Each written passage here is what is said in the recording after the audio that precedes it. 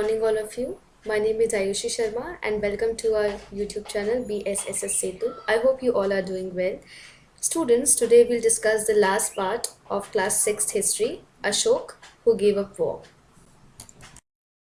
So, talking about the learning objectives, in this lecture series, you'll be able to understand why Ashoka was known as a unique ruler. After that, you'll be able to explain the reason behind the war of Kaling and how Ashok has explained the war in one of his inscriptions. After that, you'll be able to explain Ashoka's dharma, and at last, you'll be able to understand Ashoka's message to the common people. So why Ashoka was known as a unique ruler? हमने देखा कि कैसे kingdom से empire बना और कैसे एक empire को गवर्न किया जाता था। चंद्रगुप्त मौर्य के बाद उनके बेटे आए बिंदुसार और बिंदुसार के बाद आए Ashok. Chandragupta Maurya had established the Mauryan Empire by uniting modern India. When Ashoka came, the Mauryan Empire was brought under firmer control and the empire flourished greatly. That is the reason Ashoka को unique emperor कहा गया, क्योंकि उनकी time जब empire का expansion हुआ वो पहले नहीं हुआ था। So ruler of a diverse empire, इसका मतलब क्या है? अशोका एक एम्पर थे और उनका रूलिंग एरिया इतना वास्ट था कि हर रीजन की अपनी लैंग्वेज और फूड हैबिट्स थी, जैसे कि हमने अपने प्रीवियस वीडियो लेक्चर में देखा था। जैसे ज़रूरी नहीं कि जो तक्षशिला में लोकल लोगों का रहन सहन था वो उज्जैन के प्रोविंसेस में भी सेम हुआ होगा, पर अशोका ने इस डाइवर्सिटी को बहुत अच्छे से समझा और इस सब के बावजूद भी, इतनी डाइवर्सिटी के होने के बावजूद भी उस पर बखूबी अच्छे से रूल कर पाए। Now, he is the first ruler who reached to a wide audience and left a lasting historical record through his inscriptions. So, हम कह सकते हैं कि अशोक के समय, उनके समय से ही हमें एक डेफिनेट क्रोनोलॉजी मिलती है। अशोक कैसे रूलर थे, उनका एम्पायर कैसे चलता था, एडमिनिस्ट्रेशन कैसा था, इन सब के बारे में हमें इन्हीं इंस्क्रिप्शन से पता चलता है। जब हम पत्थरों पर लिखवाते हैं तो उसे हम इंस्क्रिप्शंस कहते हैं। तो आप याद रखना, व्हाट इज़ इंस्क्रिप्शन। तो जब हम कोई भी चीज़ रॉक पे या मंदिरों की दीवार पे या पिलर के ऊपर कुछ भी लिखवाते हैं या कार्व करवाते हैं, उसको हम इंस्क्रिप्शन कहते हैं। यहाँ अशोका ने एक स्मार्ट वर्क दिखाया, as he knew that books can be destroyed by any ruler, या किसी भी वजह से बुक्स खराब हो सकती हैं या एक्सटेंट हो सकती है, but these inscriptions can not be demolished. Most of his inscriptions were in Prakrit and were written in the Brahmi script. Now, this was a very important and a brilliant step taken by Emperor Ashok. As few years ago, if we talk about Vedic and later Vedic period, everything was done in Sanskrit language and it was almost impossible for common people to understand it. But during Ashoka's period, these inscriptions were written in Brahmi script. Now, you must be thinking, what is the difference between Prakrit Brahmi script? जैसे हम हिंदी बोलते हैं, पर हिंदी लिखते समय हम Devanagari script use करते हैं। सिमिलरली उस समय प्राकृत भाषा बोली जाती थी, पर उसे लिखा ब्राह्मी स्क्रिप्ट में जाता था।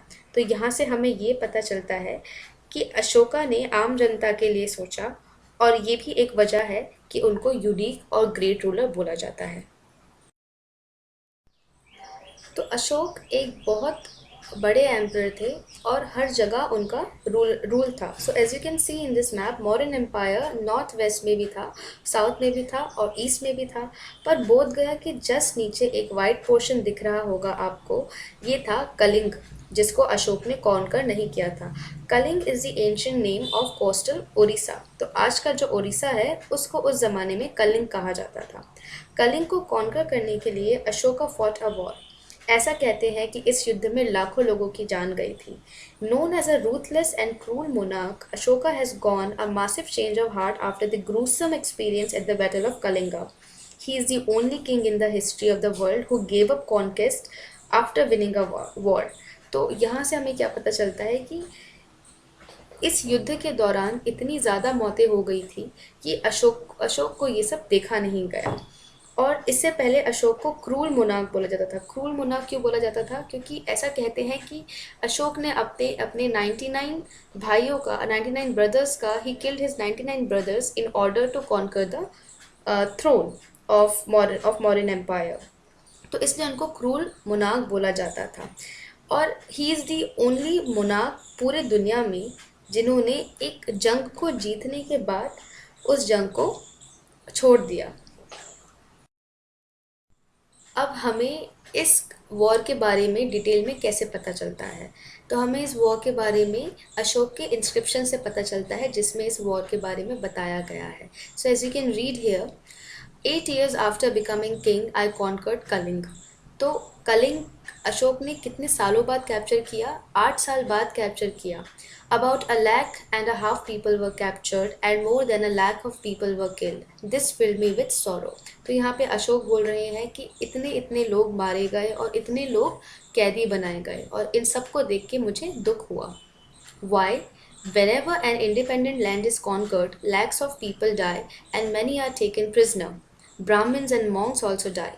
People who are kind to their relatives and friends, to their slaves and servants die.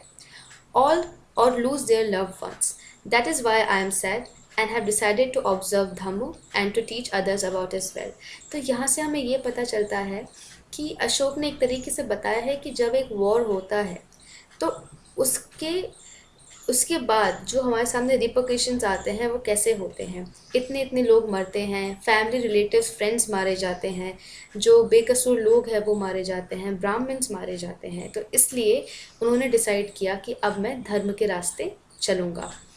After that, he has written that I believe that winning people over through dhamma is much better than conquering them through force. तो यहाँ वो बोल रहे हैं कि किसी के ऊपर भी विजय पानी है तो आप धर्म से पाइए, ना कि युद्ध से। I am inscribing this message for the future so that my son and grandson after me should not think about war. Instead, they should try to think about how to spread dhamma. और उन्होंने ये भी लिखा है कि उन्होंने ये भी इंस्क्राइब करवाया है कि ये जो मैसेज है वो ये फ्यूचर एक अपनी फ्यूचर जनरेशन के लिए भी लिखवा रहे हैं, क्योंकि वो नहीं चाहते कि उनके बेटे या उनके ग्रैंडसन उनके बाद कोई भी वॉर लड़े, इस बल्कि वो अलग अलग जगह जाके धर्म का प्रचार प्रसार करें। तो ये था कलिंग वॉर। और कलिंग वॉर से ही अशोक की लाइफ में एक यू टर्न आया था। और यहीं से हमें पता चलता है कि अशोक एक यूनिक रूलर से अशोका द ग्रेट कैसे बने। तो ये जो जर्नी है वो कलिंग वॉर से डिसाइड हुई थी। नाउ विल डिस्कस अशोकास धम्म। अशोका का धम्म क्या है? धम्म एक संस्कृत वर्ड से जो कि धर्म है उससे निकाला गया है। धम्म एक प्राकृत शब्द है। So Ashoka's dharma did not involve worship of gods और परफॉर्मेंस ऑफ अ सेक्रीफाइस। तो अगर हम अशोक के अनुसार बात करें तो उनका जो धर्म है वो इससे निर्धारित नहीं होता था कि हम कितने देवी देवताओं को पूजते हैं या हम कितना बलिदान देते हैं, बल्कि उनका जो धर्म था वो बुद्धिज़्म की टीचिंग से इंस्पायर्ड था। और कलिंग वॉर के बाद ही अशोक ने बुद्धिज़्म को अपना लिया था और बुद्धिज़्म का हर जगह प्रचार प्रसार किया था। अब जब ये सब कुछ हो रहा था तो अशोक के सामने बहुत सारी प्रॉब्लम्स आई। किस टाइप की प्रॉब्लम्स? क्योंकि अशोक एक एम्परर थे, तो हमने ऑलरेडी डिस्कस किया है कि एक एम्परर में अलग अलग रीजन्स होते हैं, डिफरेंट लैंग्वेजेस होती हैं, फूड हैबिट्स होते हैं, अलग कस्टम्स होते हैं, डिफरेंट रिलीजन्स भी थे उस समय। एक ये प्रॉब्लम थी। दूसरी प्रॉब्लम थी एनिमल्स वर सेक्रीफाइस अननेसेसरीली। तो हर जगह जानवरों का बलिदान दिया जाता था। तीसरी प्रॉब्लम थी ill treatment of slaves and servants. And the fourth problem was quarrels in families. आपस में ही लोगों के साथ अपनी फैमिली में ही काफ़ी लड़ाई झगड़े होते थे। इनफैक्ट नेबर्स के साथ भी लड़ाई झगड़े होते थे। तो ये सारी प्रॉब्लम्स अशोक के सामने आई। तो अशोक ने कुछ सॉल्यूशंस भी दिए थे इन सारी प्रॉब्लम्स के लिए। पहली बात तो ये थी कि अशोका को लगा कि ये जितनी भी प्रॉब्लम्स हैं ये इन्हीं को ही सॉल्व करनी पड़ेगी।